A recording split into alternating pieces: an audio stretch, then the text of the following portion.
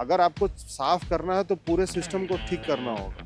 आप पूरे क्षेत्र को साफ कीजिए। आप कुछ एक हिस्सा को चमका के दिखा देते हैं कि ये मेरा बहुत अच्छा हिस्सा है। एक बात तो स्पष्ट है मैडम कि धनबाद में महिलाओं के साथ किसी भी प्रकार का कोई भी अगर अप्रिय घटना या कुछ भी इस प्रकार का उन लोगों के साथ अगर भेदभाव होता है तो आप ये कहने की बात नहीं, ये चुनाव की विषय नहीं है।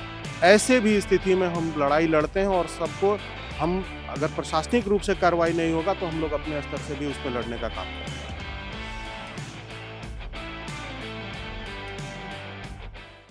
धनबाद में नगर निकाय चुनाव को लेकर लगातार सियासी पारा चढ़ता जा रहा है।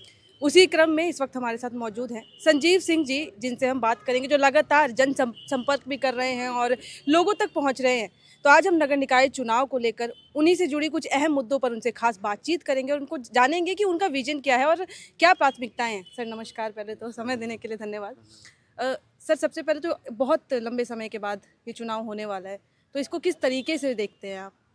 ये चुनाव को देखना किसी तरह से नहीं है। चुनाव इसलिए होता है कि जनता के अधिकार को, जनता अपने अधिकार का उपयोग करती है और जनता एक ऐसे नेता को चुनती है कि जनता के बीच में वो बने रहे और उनकी जो ज़रूरतें हैं उसको वो पूरा करें।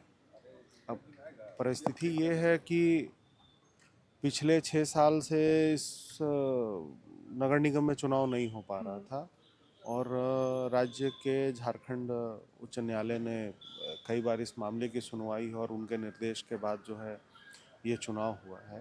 और पिछले 6 साल के अंदर में उस पद के खाली रहने से धनबाद के मतलब लाखों जो हमारे 8 लाख 8.5 9 लाख जो वोटर्स हैं हमारे, उनके क्षेत्र में विकास संबंधित मामला जो है बहुत रुक सा गया था। तो ये यहाँ के आम जनों के लिए एक बहुत अच्छा सुनहरा अवसर है कि ये मतदान करना चाहिए और अपना एक नेता चुनना चाहिए। सर आप पूर्व विधायक रहे हैं और उसके बाद से एकदम से मेयर पद के लिए आप प्रत्याशी के रूप में अब खड़े हैं, कोई विशेष कारण? नहीं, विशेष कारण नहीं है ये तो।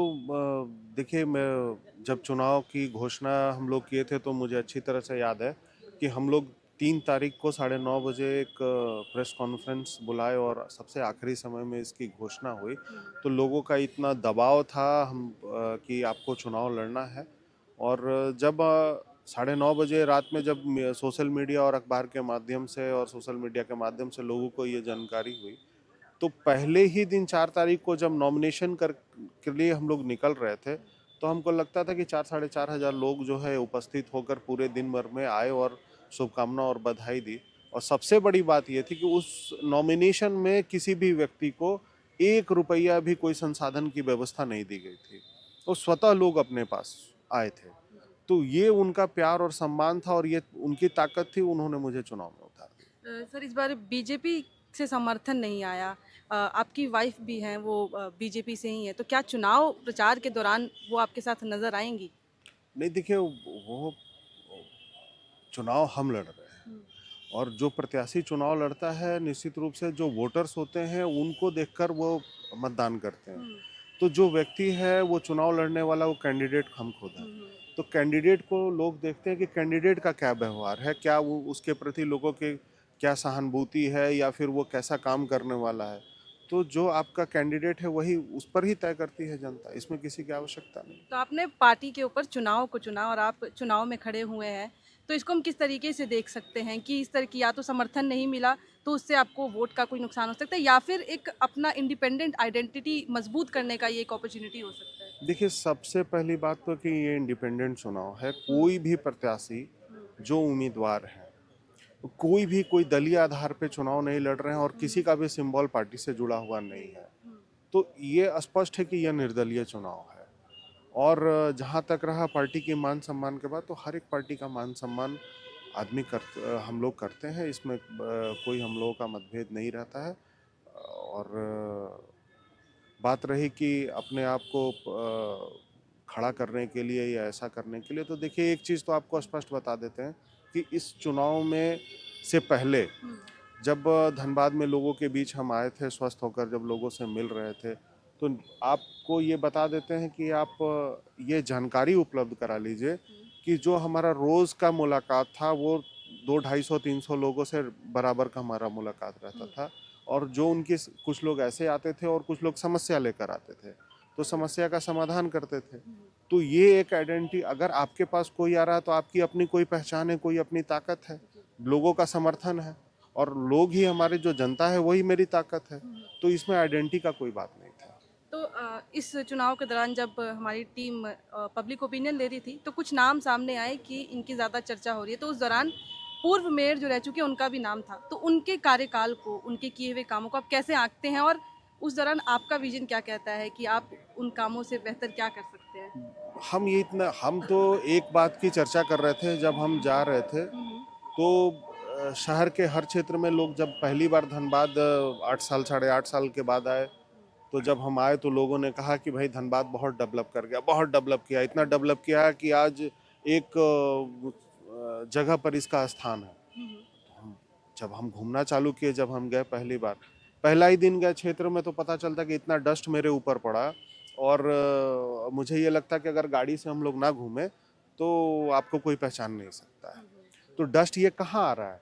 आप शहर का एक चेहरा देखते हैं कि ये जो क्षेत्र है, जो हमारा आवास है, यहाँ पर आप देख रहे हैं, तो यहाँ पर आपको व्यवस्थित सारा सिस्टम आपको मिल जाएगा, स्वैपिंग मशीन मिल जाएंगी, गाड़ियाँ काम कर रही हैं, सफाई उठ रहा है। लेकिन मैडम, जब गया पुल के उस पार आप चले जाइएगा तो आपको असली ज़िंदगी का पता लग जाएगा कि ज़िंदगी में धनबाद का हकीकत है क्या। कोई भी नेता जो पिछले पद पर रहे हों या उससे पहले रहे हों, या जो भी नगर निगम के नगर आयुक्त रहे हों, हम तो उनसे खुला चैलेंज करते हैं कि आप थोड़ा सा जो है रेलवे लाइन के उस पार से, चासनाला से लेके और कतरास के वार्ड तक में आप घूम लीजिए, आपको पता चल जाएगा कि कितना फील गुड कर रहे हैं कि धनबाद कितना जो है क्लीन है और कितना साफ सुथरा है। आप ऐसा थोड़ी है कि आप अंदर से गंदा रही और बढ़िया कपड़ा पहन लीजिए तो आप स्वच्छ दिखने लगेंगे। अगर आपको साफ करना है तो पूरे सिस्टम को ठीक करना होगा। आप पूरे क्षेत्र को साफ कीजिए। आप कुछ एक हिस्सा को चमका के दिखा देते हैं कि ये मेरा बहुत अच्छा हिस्सा है। आप किसी के घर में जाइए, घर बहुत सुंदर है, और उसका अगर टॉयलेट गंदा है तो आप समझ लीजिए कि उनकी मानसिकता क्या है। चलिए, मैं आखिरी सवाल बस पूछना चाहूँगी, धनबाद के लिए तो रोड मैप क्या है वो तो आप बताइए ही, लेकिन उसके साथ साथ खास तौर पे विमेन सेफ्टी को लेके, महिलाओं की सुरक्षा को लेकर क्या प्लान है? देखिए मैडम, ये तो एक सबसे बड़ी बात है कि आज पिछले 15 साल के अंदर में नगर निगम के चुनाव, 10 साल तो चुनाव हुए, 2 बार प्रतिनिधि चुने गए, और 5-6 साल तो ऐसे ही चला गया ना। सरकार के पास कोई विज़न है जो 6 साल उनके कंट्रोल में चला, और ना ही पूर्व में किसी के पास कोई विज़न है। आप ये विमेन सेफ्टी की अभी देखिएगा, सोशल मीडिया और सब जगह चल रहा है, कभी मौका मिलता है तो हम लोग भी देख लेते हैं। सब लोग ये दे रहे हैं कि महिलाओं की सुरक्षा के लिए हम ये व्यवस्था करेंगे, वो व्यवस्था करेंगे। मैडम, ये चुनाव के टाइम में ही क्यों आता है? ये चुनाव के ही टाइम में क्यों है कि महिलाओं के लिए हम सुरक्षित, हम लोग खड़े रहेंगे, हम उनके लिए पिंक टॉयलेट का व्यवस्था करेंगे, ये सब करेंगे, वो टेम्पू चलाएंगे, ऑटो चलाएंगे। आप ये बताइए कि इसके पहले आपकी आवाज़ कब उठती है इस विषय को लेकर? ये चिंता का विषय है। अभी बहुत सारे ऐसे प्रत्याशी हैं मैडम कि वो चुनाव के टाइम में अपना फेसबुक वो ऑन करते हैं और धनबाद के विकास की बात करते हैं, और चुनाव के बाद जो है, अगर हार गए तो ठीक है, अगर जीत गए तो ठीक है, हार गए तो मुझे वो फेसबुक बंद हो जाता है। लेकिन मैडम, आप हमारा चेक कर लीजिए, चाहे हमारे समर्थकों का चेक कर लीजिए। इस परिवार से हम हो या हमारी पत्नी भी रही हैं, तो जब भी जिसकी आवश्यकता पड़ती है, चाहे वो धनबाद हो, चाहे वो बाघमारा हो, और चाहे झरिया विधानसभा हो, सिंदरी हो, कहीं से भी लोग आते हैं, हम पूरे धनबाद जिले की बात कर रहे हैं, कहीं से भी लोग आते हैं तो हम उनके लिए खड़े रहते हैं। आप सेफ्टी की बात कर रहे हैं, सेफ्टी, महिला उत्पीड़न ही नहीं होता है। सबसे बड़ा दिक्कत है कि आपको बता देते, हम नाम किसी का नहीं बताएंगे, बहुत सारी ऐसी महिलाएं हैं, माताएं बहनें हैं, जो काफ़ी मेहनत से एक एक रुपया इकट्ठा करके ज़मीन खरीदा, और वो कोई दलाल जो है उसको ज़मीन बेच दिया, रजिस्ट्री भी करा दिया, और उनका सारा जीवन का पैसा बर्बाद हुआ। कई तो विडो हैं जिनके आगे पीछे कोई खड़ा नहीं है, उनके लिए हम लोग खड़े होते हैं मैडम। कोई है बोलने वाला कि ऐसी व्यवस्था क्यों है, क्यों सिस्टम जो है फर्जीवाड़ा ज़मीन को जो है किसी के नाम से रजिस्ट्री कर देता है, इसके बारे में कोई चिंता नहीं करता है। और ऐसे न जाने कितने केसेस हम जब से आए हैं, कम से कम हमको लगता है कि 50 ऐसे 60 केस होंगे जिसको हम लोगों ने समाधान किया है। कोई महिला, अगर उनके आगे पीछे परिवार के लोग नहीं हैं, वो मैडम बहुत सारी चीज़ें हम लोग सोशल मीडिया में या समाज के सामने हम लोग नहीं लाते हैं, क्योंकि ये लगेगा कि हमारा वो उपयोग कर रहे हैं, हम लोग उसको नहीं लाते हैं। कई ऐसी महिलाएं हैं जिनके घर में कोई नहीं है, उनका बाल बच्चा पढ़ रहा है। अगर बच्चा बीमार पड़ गया, किसी कारण से स्कूल में लेट हो गया, तो स्कूल वाले मना कर देते हैं कि भाई अभी तो बच्चा फेल कर जाएगा। लेकिन हम लोगों का ये प्रयास रहता है कि अगर थोड़ा भी उसके पास टाइम है तो आप उसका एडमिशन लीजिए। अभी कुछ दिन की पहले ही की बात है, एक महिला की बच्चे की तबीयत खराब थी, वो 7 महीना 8 महीना से बीमार था, भेलौर में भी उसका इलाज कर रहा था, हम नाम नहीं रखेंगे उनका। बेचारी वो आके यहीं सरायढेला क्षेत्र की हैं, बहुत रो रही थी। और उन्होंने मुझसे ये बात, कल उनसे मेरी बात हुई, उनके बच्चे का हमने नामांकन फिर से करा दिया, वो अब एग्ज़ाम देंगे इस सेमेस्टर में। और वो कल कह रही थी कि मैं 15 साल से मैं किसी भी पार्टी, और 20 साल को किसी भी पार्टी से एक वोट नहीं किया, मैं पहला वोट करूँगी वो आपको करूँगी। और ये भगवान सूर्य के सामने मैं कसम खा के कर रहा हूँ कि कल उन्होंने मुझसे ये बात की, मैं उनका आइडेंटिटी लीक नहीं करूँगा, लेकिन उन्होंने मुझे ये कहा। मुझे ये हिम्मत उन लोगों से आती है, और मुझे ये विश्वास है कि इस क्षेत्र में जब जनता मुझे चुनेगी तो महिलाओं के साथ साथ में सभी लोग हमको सम्मान करेंगे। और एक बात तो स्पष्ट है मैडम कि धनबाद में महिलाओं के साथ किसी भी प्रकार का कोई भी अगर अप्रिय घटना या कुछ भी इस प्रकार का उन लोगों के साथ अगर भेदभाव होता है, तो आप ये कहने की बात नहीं, ये चुनाव की विषय नहीं है।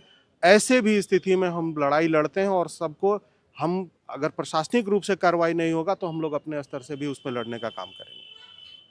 सर, हम क्या मतलब बात, कहा जाता है मिलेनियम सिटी की बात होती है, लेकिन उस दौरान इतना पॉल्यूशन होता है और इतनी दिक्कतें, जाम की भी इतनी दिक्कतें होती हैं जो कि अमूमन नहीं होनी चाहिए। तो इसके लिए क्या आप लोगों का तैयारी है?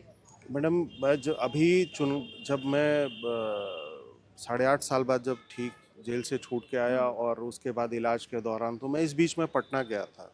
और जो पटना आज से 15 साल 10 साल पहले था, वो आज नहीं है। वो वहाँ पे बहुत कम जगह था, बहुत कम रोड मैप था, वहाँ पर रोड नहीं था।